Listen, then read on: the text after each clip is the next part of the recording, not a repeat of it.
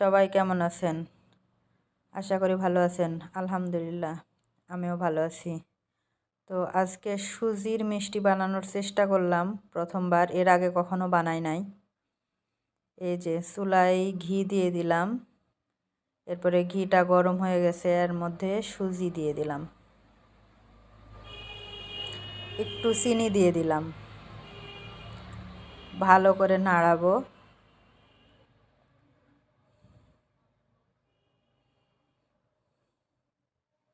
ভালোভাবে নাড়তে হবে যেন একটা আরেকটার সঙ্গে জমাট না বাঁধে। এরপরে এই যে পানি দিয়ে দিলাম, যাতে ফুটে এইরকমভাবে পানিটা দিতে হবে একটু বুঝে।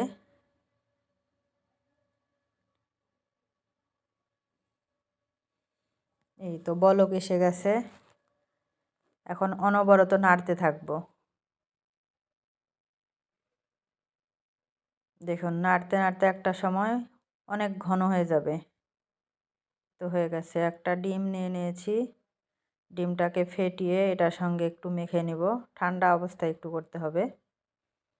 এই তো মাখানো শেষ, এখন আমি মিষ্টির শেপ দিয়ে নেব। হাতে একটু ঘি মাখিয়ে নিয়েছি, আলতোভাবে আপনার যদি মনে চায় গোল শেপ দিবেন তাহলে গোল শেপ দিতে পারেন। এই তো আমি সবগুলো বানিয়ে নিয়েছি, আমি সবগুলো লম্বা লম্বা করে বানিয়েছি। এই তো চুলায় গরম হয়ে গেছে তেল, ভাজতে দিয়ে দিলাম মিষ্টিগুলো।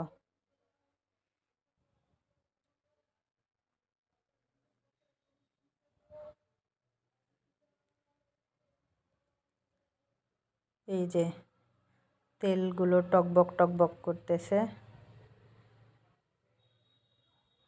হালকা করে নাড়া দিব। এক পাশ হয়ে গেছে, এই তো কালারটা চেঞ্জ হয়ে গেছে। এই যে দেখুন এইরকম হয়েছে। আর একটু ভেজে নেব। এই যে এখন তেল থেকে উঠে নিলাম, চিনি দিয়ে দিলাম, 1 কাপ চিনি, 2 কাপ পানি। এটা ভালো মতো বলক তুলে নিয়েছি, এটার ভিতরে ভেজে রাখা মিষ্টিগুলো দিয়ে দিলাম।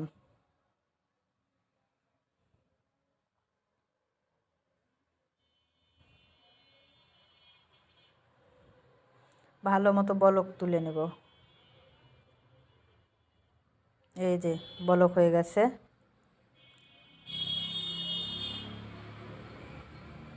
এই যে দেখুন মিষ্টিও তৈরি হয়ে গেছে। দেখতে কেমন হলো জানি না, কিন্তু খেতে মাশাল্লাহ অনেক ভালো হয়েছে। আলহামদুলিল্লাহ। যদি আপনাদেরও ভালো লেগে থাকে তাহলে লাইক, কমেন্ট, শেয়ার করে পাশে থাকবেন। ধন্যবাদ।